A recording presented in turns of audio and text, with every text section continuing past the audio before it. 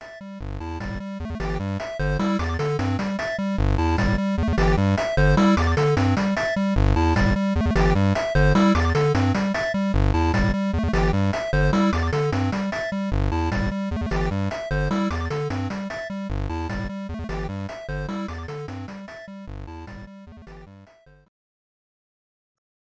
everybody, welcome to episode 003 of the Text Adventure Book Club podcast. We are a monthly online book club where we talk about books and video games and gaming culture. We are a lifelong group of friends. Most of us met in bookstores. In fact, this is a Barnes & Noble reunion episode today. We've got Adam and Dan joining me today. I am your host, Hello. Chris. I am a professional bookseller with over 2 decades of experience. Adam Marcy is a lifelong gamer, and he loves the subject of this month's episode, Goldeneye 007. Adam, how's it going? It's good. How you doing? Oh, pretty good. And we're also joined by Dan Bethel, the creator of the online Western noir comic Long John that is now wrapping up as we speak. Dan is a former bookseller, CD seller, DVD seller. What would you say your job title was? My job title was the best I could get with a degree in English. Right. And that was selling DVDs and CDs at the back of Barnes & Noble. Well, now Dan's a grown-up and he is a professor. I am not making much more, but hey. Yeah, I teach at the local university, teach writing and argumentation, all that fun stuff. I don't know if I've ever laid hands on Goldeneye. Which is a fascinating dichotomy here for this month's episode, I think. Yes. This month we are discussing Goldeneye 007 by Alyse Knorr, and this is part of the Boss Fight book series, which is a series of nonfiction books about games. And really, it can be anything. It can be memoir, it can be history, it can be social critique. Dan, have you read many of the Boss Fight books? Many, too many. I have Boss Fight books that I haven't even read yet, just because Wow. I was into them. Yeah, I actually am looking at the Earthbound book right now on my shelf, which I have not read yet. I have owned at least 12 of them, at least. Wow. I think I've gotten rid of some of them because I did not like them at all. But yeah, I love the series because even though they can be dense, they tend to be pretty short, focused looks at games. Sometimes in, like you said, just sort of general ways, like general history of how the game was made. Other times maybe more focused, like the book about Final Fantasy 3/Final Fantasy 6, the game, the third Final Fantasy game for the Super Nintendo. It was the third American one, the sixth Japanese one, yeah. Right. It's only about the music in that game, and I found it fascinating. Oh, wow. I can't remember if it's the last episode or the episode before, or maybe not even on mic. We kind of compared it to the 33 1/3 book series as that pertains to music. Yes, I think that's a fair comparison. Yeah. Adam, have you ever read Boss Fight books? No, this is actually my first read, and I did thoroughly enjoy it. So it's definitely something I'll cool. keep on the radar. I think they did. I did notice they did a Knights of the Old Republic book too, right? So they did. They also did an NBA like, Jam that was awesome. Oh yeah, geez, that's like piqued my interest right there. So yeah, I'll definitely keep looking into it. I mean, I was surprised at actually how well written it was. Yeah. I was kind of a little leery about, this is kind of like a self-publisher. Is this going to actually be really good? And it was actually pretty good. So I was surprised. So yeah, definitely going to keep it on the radar. Yeah, I think their model is they kind of solicit super fans to write the books. Right. I think they vet them. Like, can you write that kind of stuff, right? Yeah, I would imagine it's all sort of pitched and you get a sample. And like I said, this one was by Alyse Knorr. This one was actually picked up for a deluxe hardcover release. I don't remember if it's Simon & Schuster or Penguin Random House, but it's somebody big like that, which you don't often see in this series. I myself, I read the paperback Boss Fight books. As we kind of hinted at last time, I have a little bit of experience behind the scenes of gaming, albeit not very much because the game that the company I worked for never came out. But I do like that I do have experience with the teamwork aspect of it, and I'm not ignorant to sort of the technological aspects of it. Kind of like with the Schreier book, it's less about the game itself and more about sort of the trials and successes and just happy accidents of this group of people. What we kind of find was fairly inexperienced group of people, very young group of people making this game, and just seeing how the pieces just kind of slowly fit together to make this. Even if though I haven't played it, doesn't mean I've never heard of it. Like I cannot deny just the huge impact this game has. In fact, I think the book really reinforced the impact of Goldeneye was much larger than I even knew. Sure.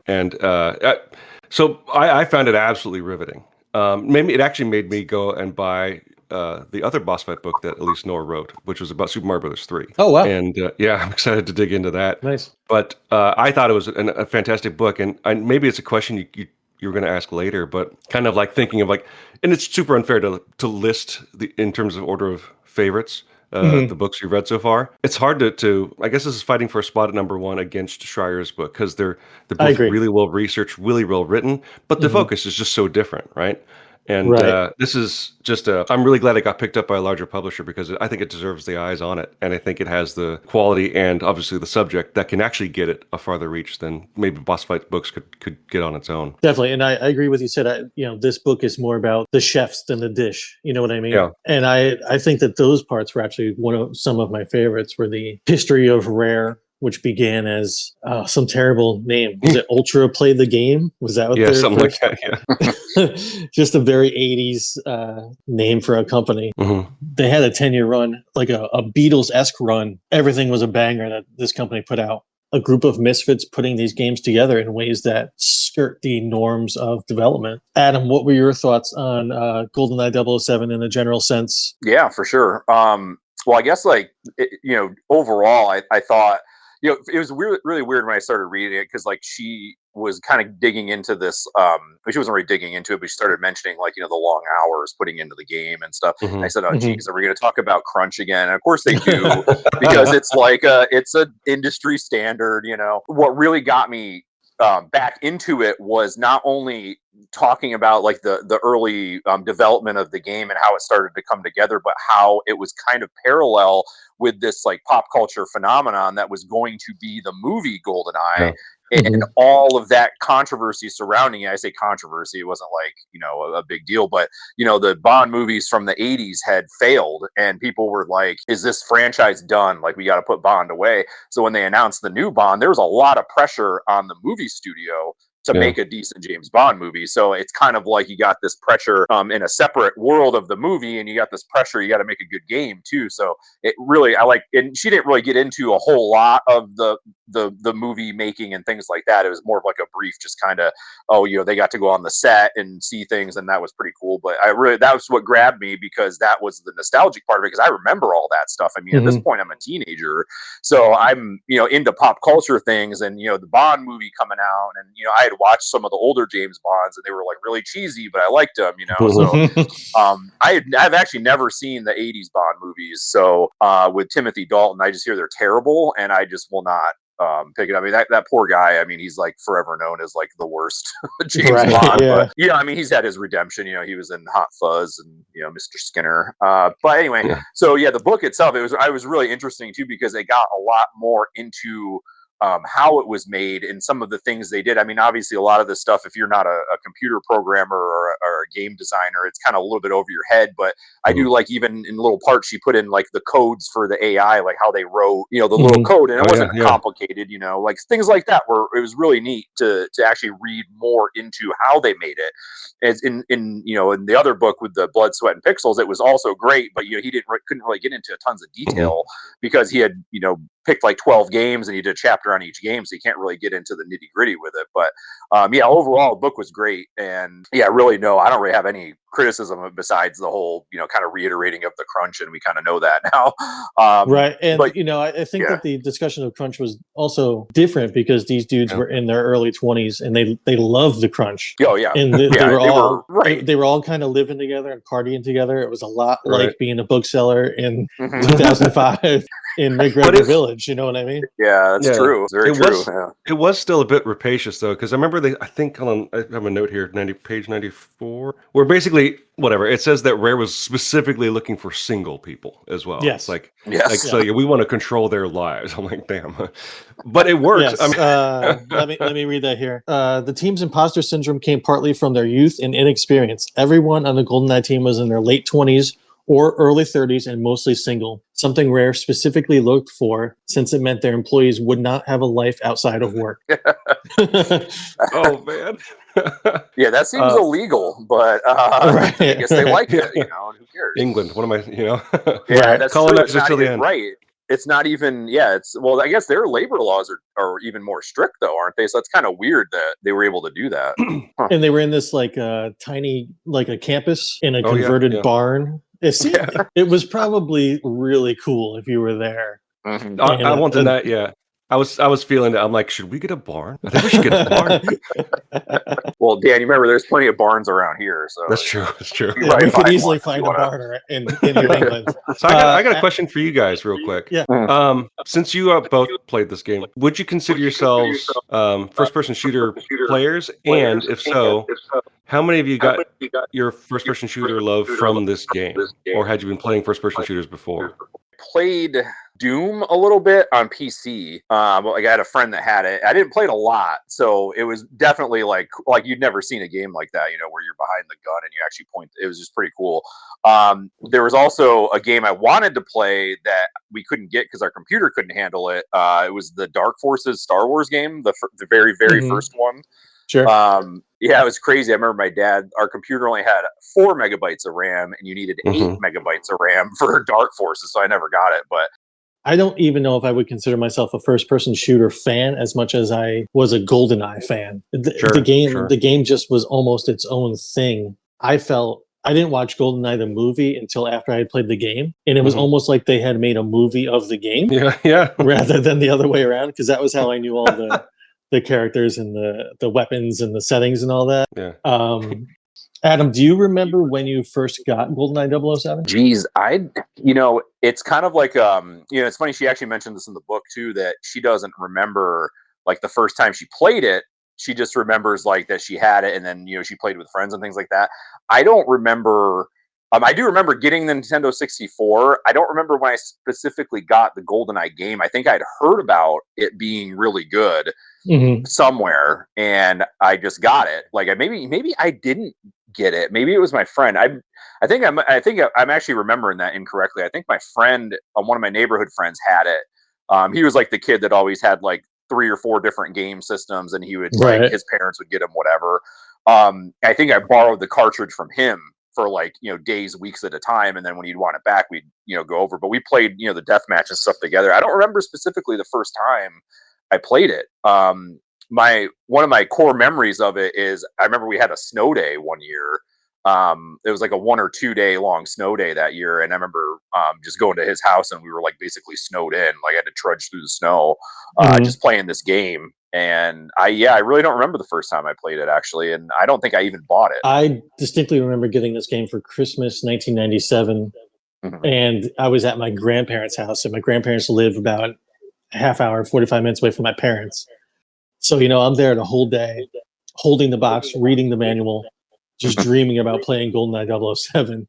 I also don't know where I heard about GoldenEye 007 being good, but I know that this game was good before I played it. I think we talked about this before, where I was definitely a Nintendo kid with the soon-to-be arrival of the PlayStation and the N64. I had a choice to make because I didn't have parents that could afford multiple consoles, right? And I went the Sony route because that's where SquareSoft went and all their Final Fantasy games. I'm like, buy Nintendo. Right.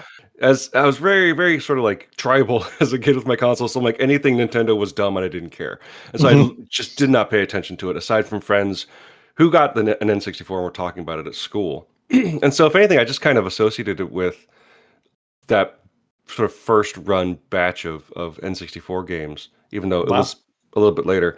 Yeah. And I think my first interaction with it was just going to a friend's house and watching people play it. And they said, Dan, do you want to play? And then I saw the controller. I'm like, I don't understand anything about what I'm looking at. And so I don't think I ever laid hands on it, like I said. Dan, were you a fan of James Bond before you played GoldenEye? Not really. My dad was a big fan. Still is, I guess. James Bond is a classic dad, grandpa 100%.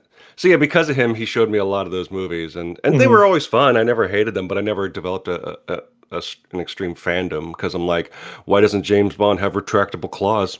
Why can't he shoot concussive blasts out of his eyes, Dad? Right. Why isn't he a mutant turtle? but it was still cool. But I remember really liking a lot those. And I'm pretty sure I saw Goldeneye with him in the theaters when it came out. Though, Oh, wow. So it was always part of my life, but never a particular fandom to me. It became much more important later when I actually started doing my first comic with my old comic creating partner Eben Burgoon, and he's a huge James Bond fan, and in fact, that entire comic was basically a James Bond parody comic. Right. And so I had to become a bit more familiar, but I don't know if my fandom particularly developed. But again, it was never like anything I disliked. I always enjoyed them. I guess never enjoyed them enough to be like, I really want to play this game. Right. But I can't say that it didn't influence why I loved like Metal Gear Solid so much, which is, James Bond plus being super self-serious and a bit more gadgetry. And a little bit of anime. A lot of bit of anime. One of the things that Alyse Knorr discusses in the book is that the developers from Rare actually went and visited the GoldenEye sets, and they were all kind of huge James Bond fans in the first place. And that was kind of how they were selected to join the development team. Was they went around and asked, "Are you a James Bond fan?" Which was something that, especially at the time, licensed games did not have. Did you guys ever play any of those licensed games? The terrible X-Men game for NES, or what? There was some Simpsons games that were terrible. Did you guys? What was your guys' experience with licensed games? Adam, let's start with you. Basically, the overall sentiment was they were terrible, and that's true for sure. I don't remember playing a single one that I liked. I mean, Sega had a good one. I think it was Maximum Carnage for Spider-Man. Yeah, that was the one I actually liked that I remember. But yeah, most of them were just, you're like you said, it was basically just a rehash of a different game, or they just put the characters over a game they already made. Like I remember the first Batman game I tried to play on NES. That was just horrible. It's weird because she even mentioned this in the book. Like they had that going against them to start, was that nobody liked licensed games because there was just this industry-wide opinion that they were bad and they just couldn't do them right. And I totally agree with that from my experience. I mean, I really didn't play a lot of them. And like you even mentioned that X-Men game, I remember trying to play that thing and it was just like, ugh, it sucked so bad. And I'll throw this out there that, and some people might disagree with this, but that first Ninja Turtle game sucks. Oh, it's terrible. It's really yeah. And it was so hard. Bad. Yeah. But we were kids and we liked Ninja Turtles and we convinced ourselves it was good. The music rocks, but the game is terrible. Right. It's barely a Ninja Turtle game. Dan, did you have any experience with licensed games in the past? Of course. Played so many for the NES and maybe bleeding into the Super Nintendo and Genesis era, made by Capcom. Like they made some Mickey games that weren't terrible. At least the art was nice and the animation was good. I think of like the DuckTales game. Of course, if people mention the Genesis Aladdin game. Sure. As being sort of almost like one of the best games of the Genesis era. I would agree with that. And I, of course, had a Super Nintendo, so I played a lot of the Aladdin game for Super Nintendo, and it was not the same one.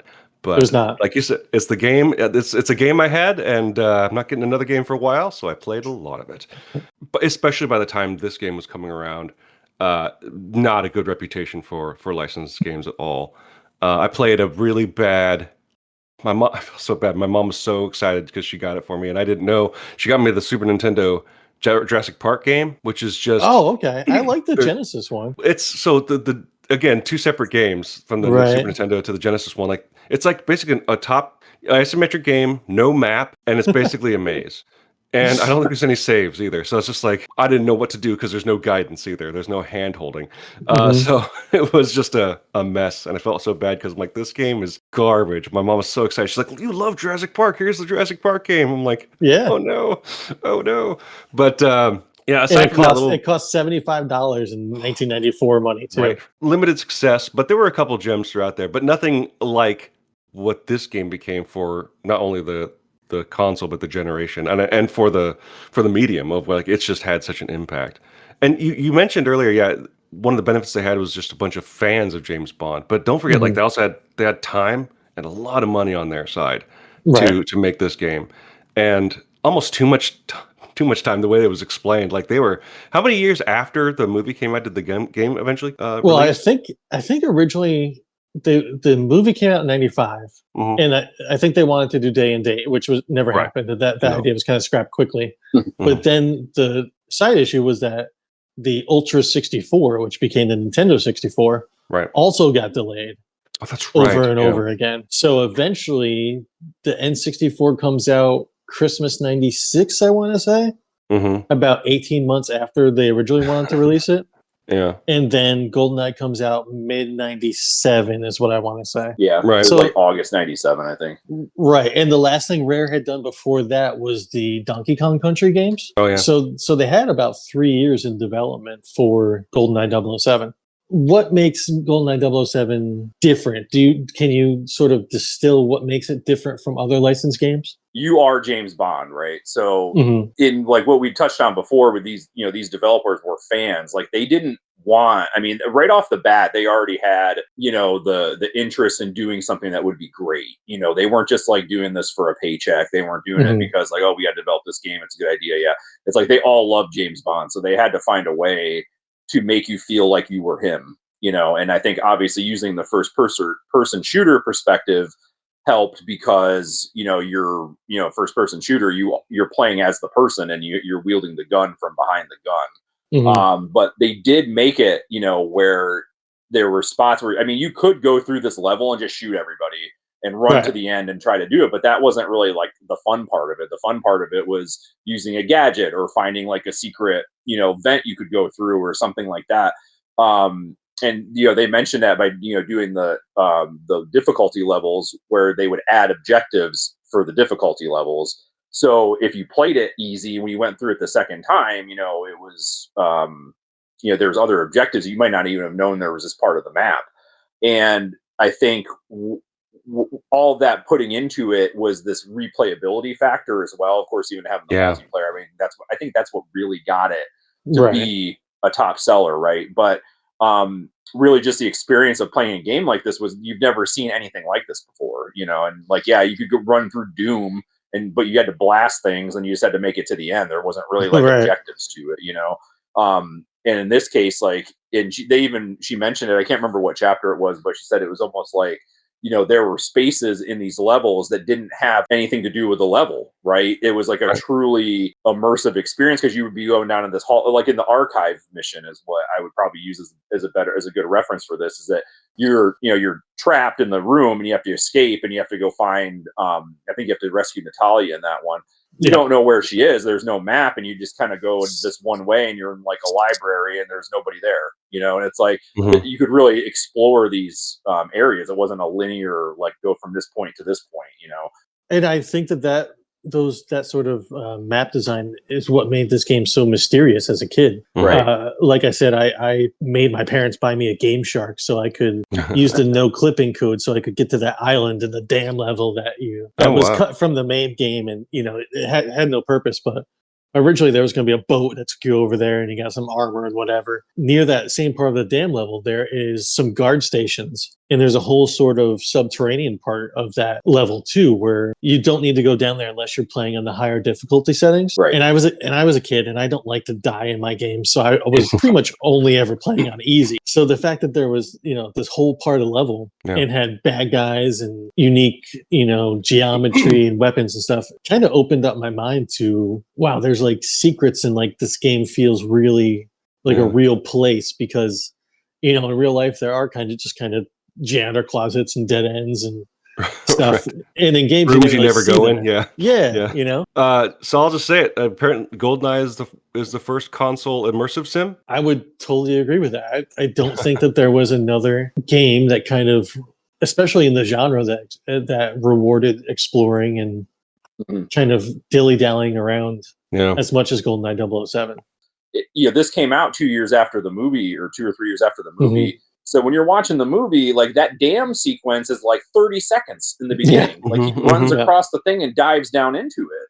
So these games built on top of that and said, hey, you're like really in the experience here because you're doing all this stuff you didn't even see in the movie. And I think that kind of helped it too. Like just adding all these like extras is great.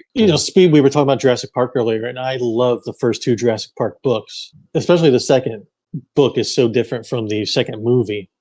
Yeah. But even the first novel, and it kind of is the same thing. The especially the way I did it, the act of playing GoldenEye 007 and seeing the movie is very similar to reading the novel and then seeing the movie, because you have all this sort of extra information that you can apply when you're watching the 90-minute movie that they couldn't get to in the storytelling. But now you're like, oh, this is how James got to that bungee jump, and this is kind of where he's exploring and how he gets to the runway and all this stuff. And I thought that was really neat, and an experience that I don't think I've ever had again, where I've played a tie-in and then seen the piece of media afterwards.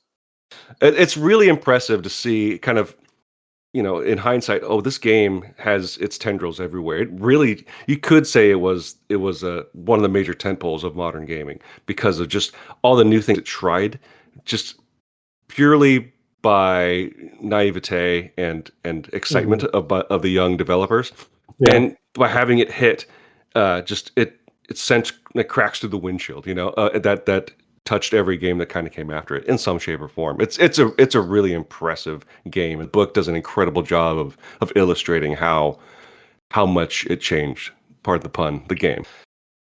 Well, it makes me think how, and maybe you both can speak to this, rather than maybe exploring the games that Rare made afterwards, were you just more interested I'm just going to go play GoldenEye again? Because it reminds me of a quote that happened towards the end of the book, where Knorr says the absence of a decent GoldenEye sequel might epitomize the cultural impact of the original. 100%. And that was a really interesting point, right?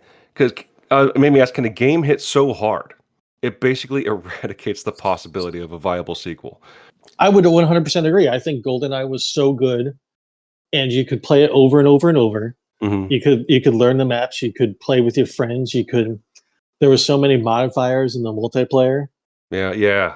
That you could play in a different way every time. And, it's kind of the thing that I don't think would happen these days, because, they did kind of kill their own chance of making a sequel, because they put so much content into the first game that you really didn't need to upgrade at all. It was too good. It was too good. And the fact that Perfect Dark needed the expansion pack to play put another $30 barrier ahead of even buying the game in the first place, which may have been part of the reason I never got Perfect Dark, was because I didn't have that expansion pack as a kid. Because what are you going to tell your parents? Oh, I need $30 to put in my machine that makes it play games, but it's not actually a game. That never flies. Right. They would think you're using it for something else. That's not even a thing. What are you talking about? It's for porn. It's for porn. It's for Mario porn. I want to go back a little bit. And part of the development of this game, the inspiration was Virtual Cop. And do you think that this game would have any sort of cultural relevance if it had stayed on the path of being a on-rail shooter like those games? Don't think it would have been as good of a game if it was an on-a-rail shooter. And I thought that was crazy, because she said about halfway through they decided they weren't going to be it was going to be a rail shooter at first. 100%. Decided not to. And I think that's probably the single best decision they made on that whole game. Hands down, that would have sucked if you were just linear shoot, whatever. It wouldn't have been as fun, for sure. I mean, that whole exploration part of it we were talking about is really what I think elevated it. But it definitely would not have been as good, I don't think. And if it was an on-rail shooter, you wouldn't have the multiplayer at all. Right. Yeah. They wouldn't even have made that. And then that was kind of an accident too. They didn't want him to do it, but they did it anyway. They were just screw you guys, I'm going to do it, But no, it wouldn't have been as relevant at all. It would have been a completely different game, I think. And it's wild how these decisions are made, and they kind of just are on a whim, and halfway through they just said, nope, we're not going to do it that way. We're going to do it this way. And that. Yeah, I think being on-rail shooter, it probably would have gotten released sooner if they'd stuck with that decision. But again, with the delay of the N64 itself, they gave them extra time to really push ideas. Because we saw this with Schreier's book too. I forget which games he mentioned it in, but it's the idea of trying to grab onto what's popular now versus predicting what might come next, right? Which is of course impossible to do. You can't predict the future, but they just happen to make the right decisions to be on the cutting edge of what shooting games could be like on the N64. Had they released, or on consoles, had they released an on-rail shooter, by the time it actually came out, it would have been like, oh, they're doing a rail shooter? That's so old. Right. And it was just happenstance, happy accidents that just allowed them to create a genre-defining and generation-defining game. It's so, the whole story of this game being made, like, so you mentioned, like, working with sort of how they had to work around working with this controller, but don't forget they never had the N64 hardware until very, very late either, right? They were just working on emulation software that they thought might be what the N64 is, and it's just every decision. It's one of those examples of things falling into place. Like if I were religious, if I weren't, well, I'm not religious, but it almost made me believe. It's like, holy shit, this is just all lining up, right? Of course, if one thing could make me religious, it'd be video games.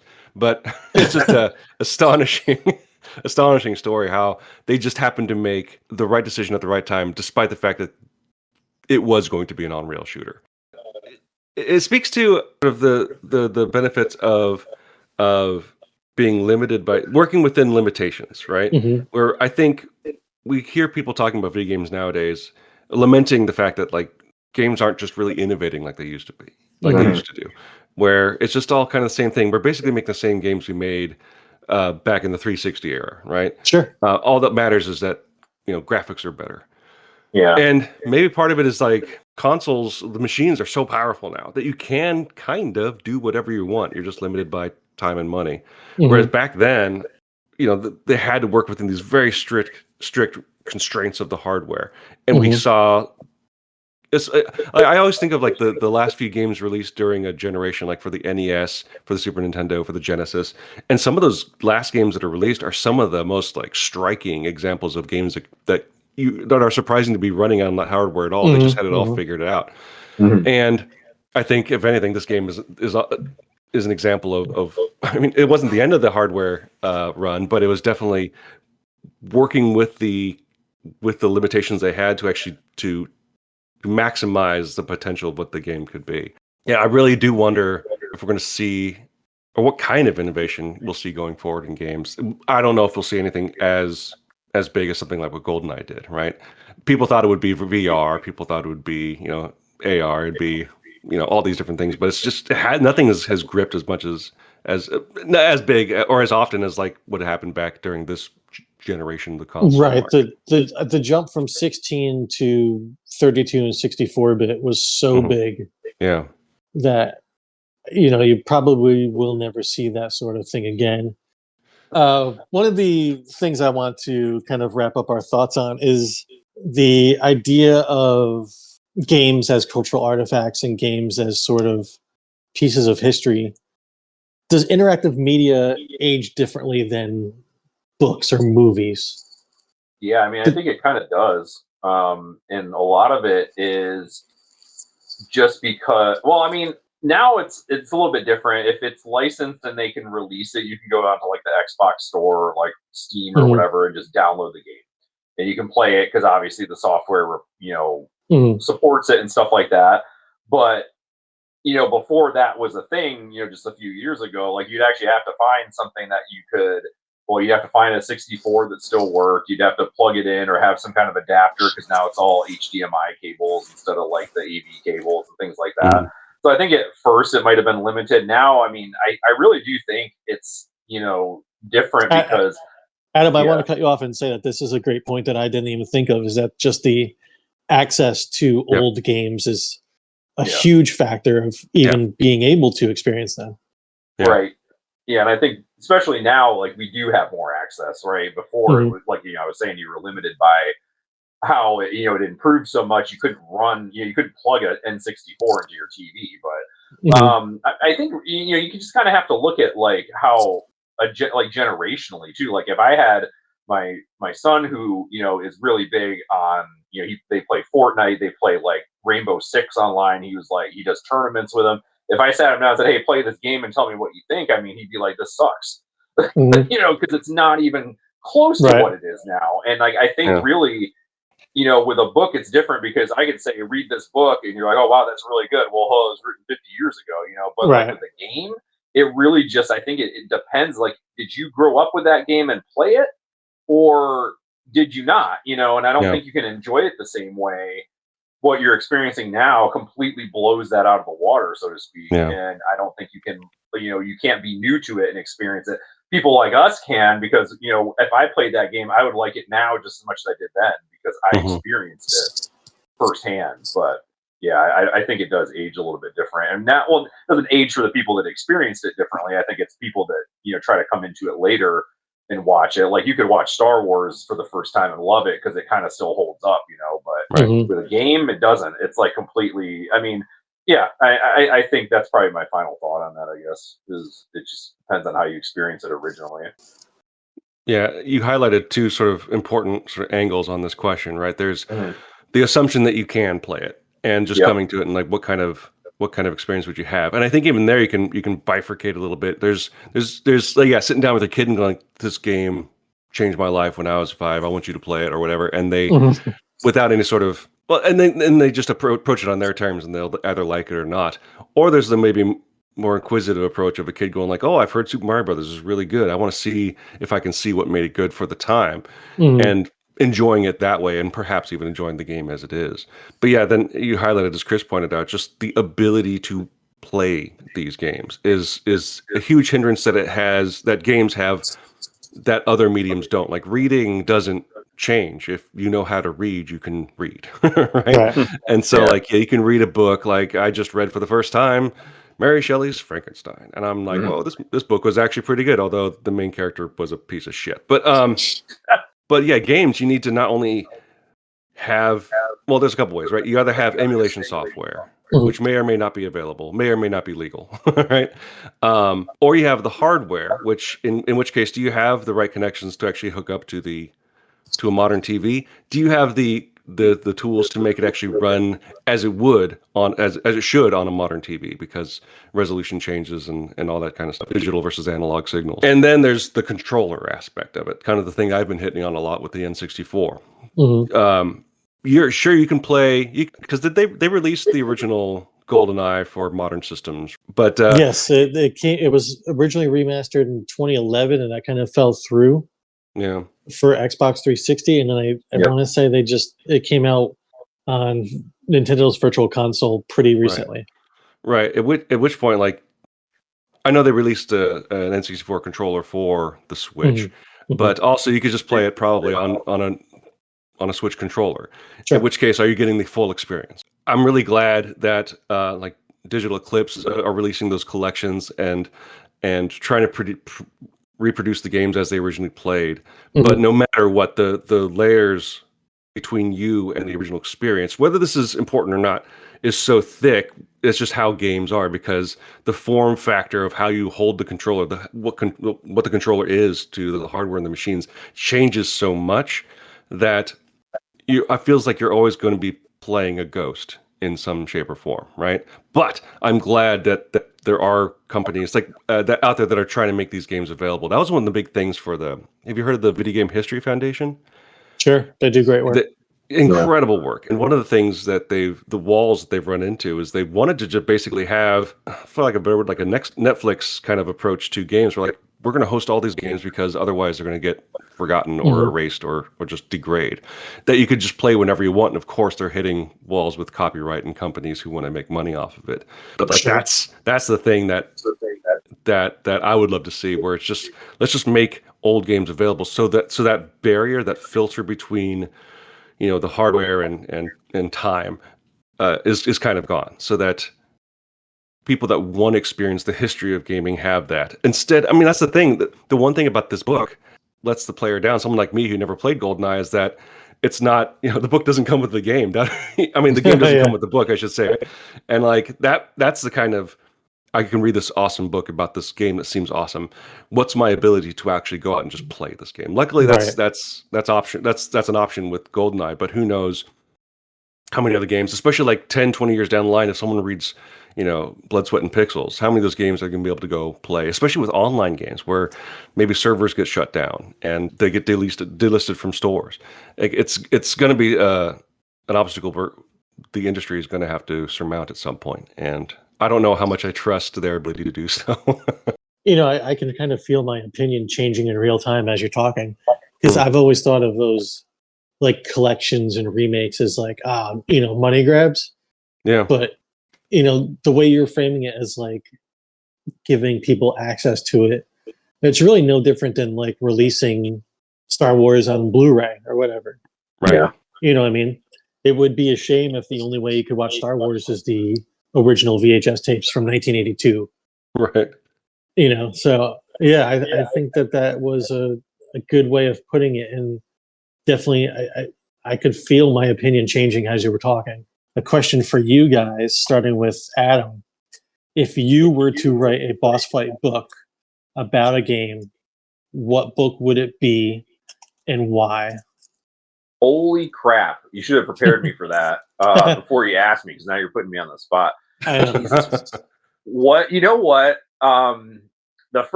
for whatever reason, the first thing that came to mind. I mean, I'm sure if I had more time to think about it, I could probably think of a better, more articulated answer as well. But I would do one about WCW NWO Revenge. You motherfucker! That was going to be mine.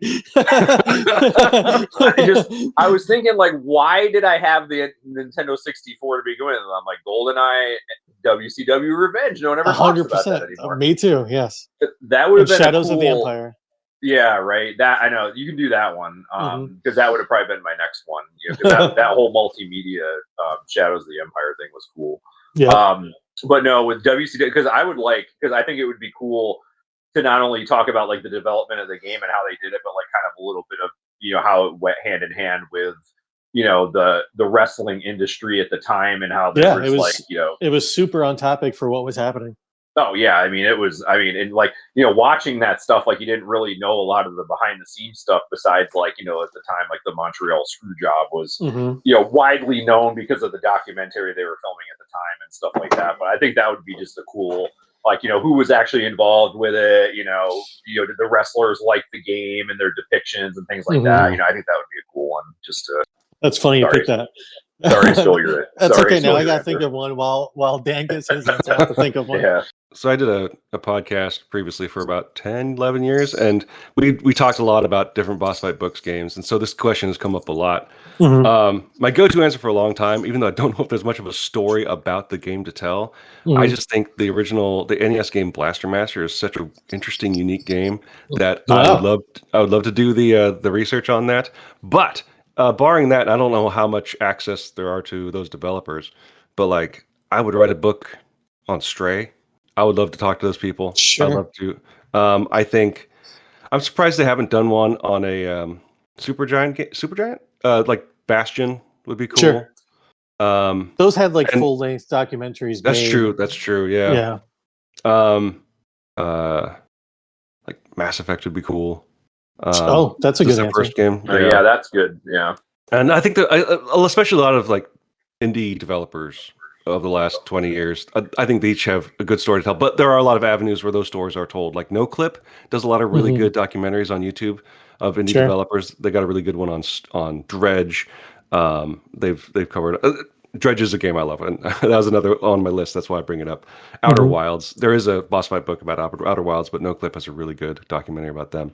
But yeah, probably like if I were to go nostalgic, Blaster Master, maybe the first Final Fantasy, or if I were to do something more modern and more likely, it'd be Stray, just because that game was just everything. So, that's a good answer. So, Chris, did that give you enough time to think of one? It did. Well, kind of. I definitely would also do WCW Revenge, and maybe me and Adam will have to do that one together. Hell yeah! Pitch it, do it, guys! Come on. But thinking about games that sort of changed my interests in genres, and a game that also ties into GoldenEye 007 being a first-person shooter with a deep story element, I think I would say Fallout 3. I think Fallout 3 has a extremely unique story in their development because they originally were developed by the people who did Fallout 1 and 2. Yeah, Black Isle. And those were isometric sort of much deeper RPG games. Yeah. Which there's two Fallout 3s to talk about in that book. Right. There's that original one. Van Buren one. And then the first-person shooter that we got from Bethesda. And that Fallout 3 was my first Fallout experience at all. Same. Yeah. And I Same think here. I want to say Rock or Pat was the one that got me into it, because I don't think I'd ever heard of that series. Oh wow. But I loved Fallout 3 so much. I bought like all the DLC packs. I explored every corner of the map. I did like all the side quests. That sort of like, they call it radiant storytelling. Yeah. Where people would just come up to you and give you sort of things to do. And that was my first experience with a game in that genre. And I think there's so much interesting stories behind the development, and also just the content of the game itself. You know, there's a UFO angle to it. There's sort of like a 1984 angle to it. I think the stories behind Fallout 3 and sort of the Fallout universe as a whole would be very interesting to dive into. Yeah, not to mention even like the environmental storytelling with all the like the recordings you can find, but also like you're going through a building and you just see like skeletons everywhere. But if you stop and look at it, like they put skeletons and items around those skeletons, and they stop. There's tension there. I'm like, oh, this guy drank himself to death in this corner, right? Right. Like, opening up a bathroom stall and seeing a skeleton in there. I'm like, that's funny. But then sitting and looking like, oh no, this person like did drugs to death, right? In this toilet, right? It's insane.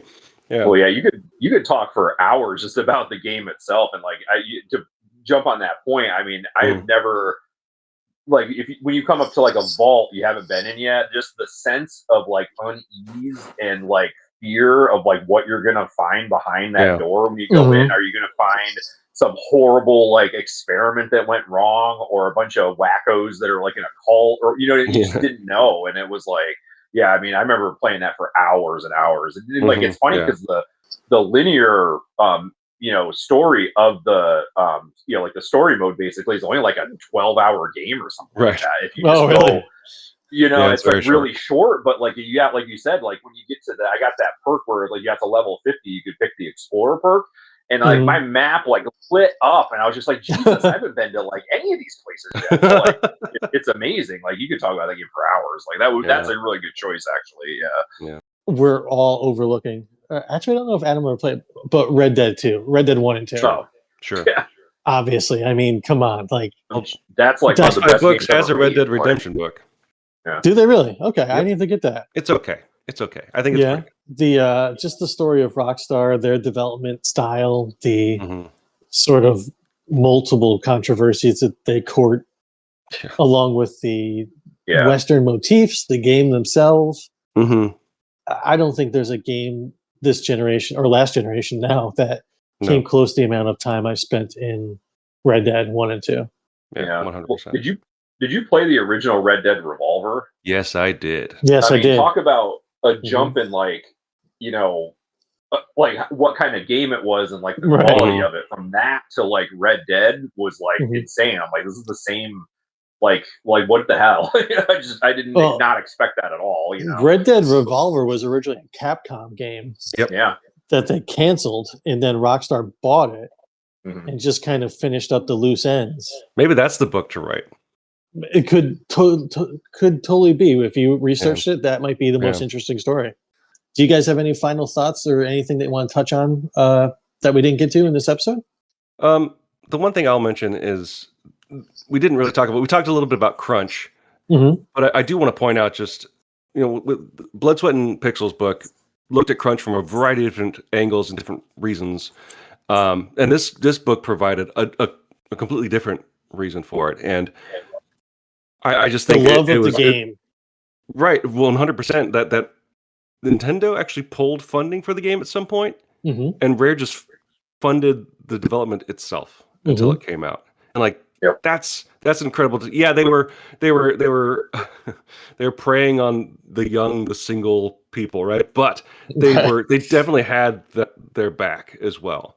Like it's not a perfect situation, but that you never see a company, especially companies now like Rockstar, who could do that without feeling any real impact. That's never going to happen again, unless it's a smaller independent developer. In a sense, I don't know. That blew my mind to read that. Yeah, so that's one thing that we didn't get to that I wanted to just at least say on record. That was a cool move on Rare's part.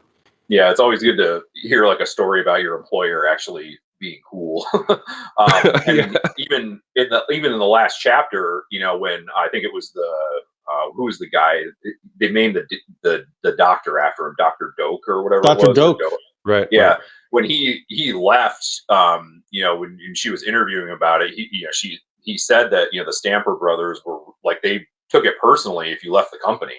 That's how much they cared about what they were doing and like their camaraderie they had as a group. And I think that kind of like what you said, that kind of emphasizes like how good of a studio that would have been to work with. If you were into, if you were single and into crunching and doing all that stuff, but that's a good point. I agree with that. That's a pretty good point of the book. But it was, the whole book itself was just, I loved it. That's 5-star read for me all day. It's it's well written, interesting, a topic I like. I would definitely recommend it for anybody else. Probably my favorite one of the 3 that we've read so far, for sure. Wow.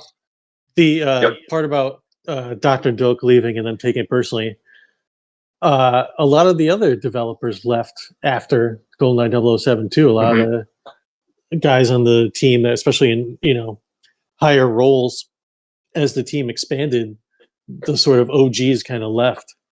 Yeah. And that kind of, I think, maybe affected the legacy of GoldenEye 007 too, is that speaking for us 3, we only worked together for a year. Is that correct? Mm-hmm. Yeah. I did. Yeah. I was out of Oh yeah, with Dan. I think we worked a little bit longer. We worked together for about 3.5, 4 years. Right. But even still, there's something to be said for a short magical period of everything going right. Yeah. As opposed to, this person leaves and then this person leaves and blah, blah, blah, blah, blah, and stuff kind of petering out. That kind of, I think, was captured in GoldenEye 007 is that everybody was firing on all cylinders for like 3 years. Mm-hmm. They did it and then moved on. And I just think that that's an interesting parallel, is that, there's something to be said for getting in, doing your shit, and getting out. That's why I left Barnes & Noble. Yeah, I'm like, you can. My work is done here. And I floated away like fucking Mary Poppins. Yeah. Where did Dan go? Jeez. To help the next batch of kids. Yeah. Well, you're shaping minds, so that's probably the most important work of all. But Yep. All right, guys, our next month's book is Critical Hits, Writers Playing Video Games, published by Grey Wolf Press. This is a collection of essays from writers, critics, and novelists, including Carmen Maria Machado, who is excellent. Dan and Adam, what are you guys watching, playing, or reading? Dan, what is going on in your life?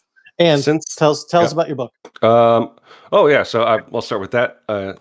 Last time we talked, I was in the middle of pre-orders for the final Long John book, which is now available for purchase on the store. Go to longjohnbook.com to get yours today. You can get the new book. You can get different book bundles. It is all there, all priced to sell. But the entire story is done, and I couldn't be more excited, especially now that... Thank you. Especially since people started getting them in hand, and luckily I've been saying nice things about it. But in terms of what I've been playing, since we last talked, I played through the entirety of Insomniac's Spider-Man 2. And wow, I have not played that yet. Yeah, it was on sale, and so I'm like, I'll check this out. I really liked the other 2 games. Love those first 2 games. Yeah, and this game was really interesting because I know it had, you could bounce between playing Miles and playing Peter, and then I know that the symbiote suit was a part of it as well, and so I was really interested to see how it all worked together. And they do an incredible job with the pacing and just pushing you through the narrative while giving you a lot of stuff to explore and side missions and all that stuff. But it's all really organic. It's very antithesis to map screen full of icons kind of thing. Right. Yeah, like they gate off some of the side missions, side missions, side quests, and all that stuff.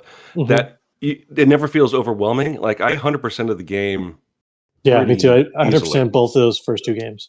Yeah, and it all just kind of was building on itself and really did a good job of just getting me through the game and enjoying every aspect of it, the gameplay, the narrative, and all the side stuff. So I highly recommend Spider-Man 2, but no one would be surprised because that game was pretty universally praised. Yeah. Jeez. Well, what am I watching? Not much. Since the last time we talked, I finished up Stranger Things finally. I'm not sure if you guys watched that show or not. Yeah, I watched up to season... Is 5 the last one? Yeah, season 5 is the Okay, last so one. I have not started 5, but I watched all the previous 4. Yeah, I I'm won't say definitely anything. my go interest ahead. level after season 2 dropped off a cliff. I will say that. Yeah, Sure. yeah. I know. I kind of like 3 because of like the mall aspect and all that stuff. Yeah, that was fun. I don't know. Like, what I'm going to say about it is I'm not going to like spoil it or anything if you haven't seen it. I thought the ending was fine. The internet culture, like, in a general sense, is just a bunch of crybabies. So, like, you can say that that's a into general anything statement. I feel like. well, I know, right? I mean, we know that, but it's like, Yeah. I mean, just this whole thing, like, oh, we're gonna get a secret episode. I'm just like, no, we're not. Yep. Like, It's like, what come are on, you even guys. talking about? These kids I thought are it was 37 fine. years old. We can't. Yeah, We I can't know, do that right? anymore. I'm like, Jesus, like, just shut up, everybody. Like, it was fine, whatever. It was kind of, I wasn't as big as I thought it would be, or like, climactic or whatever. It was just like, it is what it was, whatever. Yeah. Agreed. But we watched this other show called Ponies on Peacock. It sucked. Don't watch that. Glad you brought it up. Yeah, just don't watch it. It's just like whatever. It's fucking stupid. And no, but what I'm playing is I am still massively addicted to Stardew Valley for some reason. I cannot stop I love playing this stupid game. How's your chicken? The chicken is no longer grumpy. Yes, good to hear. I'm going to tell you something about this game. It is another game where you just kind of have to use common sense on things. Like, you can't just get a chicken and then expect it to like be happy and stuff. You have to like pet the chicken every day. Chicken? Just be you happy. Gotta feed it, stuff like that. So right now I currently have 6 chickens. Look at you. And 2 rabbits. I've got 9 ducks. And their names all rhyme. Are they all in a row? Yeah, they're all in a row. Their names all rhyme with duck. And then I've got 3 pigs, 2 sheep, 3 goats, and 3 cows. Now, here's a funny fact about this, though. When you're buying an animal, you don't know if it's going to be a male or a female animal. And then when you name it, the character dialogue is like, oh, I'll send, Nadine over to her new barn. She'll be happy, whatever. So I named a pig Matt because I was using like regular names for the pigs. For some reason, I have Keith, Matt, and Doug.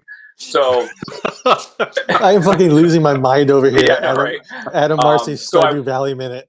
Incredible. Yeah, this is fun. So, no, listen. Then when you go to bed, it like tallies up your money, and then your new day starts. But before it goes to like it'll say like summer day 18 or whatever. Yeah. It's like, oh, overnight Matt gave birth to a piglet, and I was like, how is that possible? It's Matt. But, you can't pin Matt down. You can't. I know. Matt's just, I don't know. So that was weird. So Matt gave birth to Keith. So that's fun. Good Lord. But, I love this. Yeah, I'm in like year 4 in this thing. And like I'm married and have a stupid kid running around. It's funny. It's weird, but the kid's name is Rainbow or some shit. No, I named him Normal. I think I named him Sean or something. I don't know. I think it was just Sean. Yeah. No, all the animals get the weird names. So. Yeah, apparently. Yep. Subscribe to our Patreon for Farmer Adam's Stardew Valley updates. Hell, I am there for it. Yeah, it's fun. We should just record me playing through this game and all the dumb things I yell at the screen while I'm playing it. There we go. It's really though, I don't know what it is. It just gives me like it chills me out. It's like that's nice. I'm all anxious and whatever, and I'm just like, oh, I'm calm and planting seeds and ripping melons out of the ground. It's good stuff. Yeah. So I have been playing,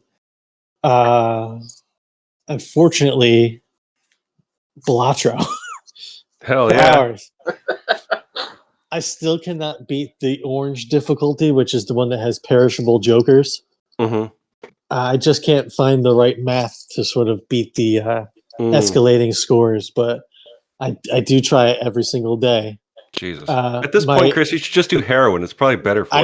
I know. My go-to deck is the checkered deck, which is only hearts and spades, because it's easy to get flushes with those. Oh, yeah, sure.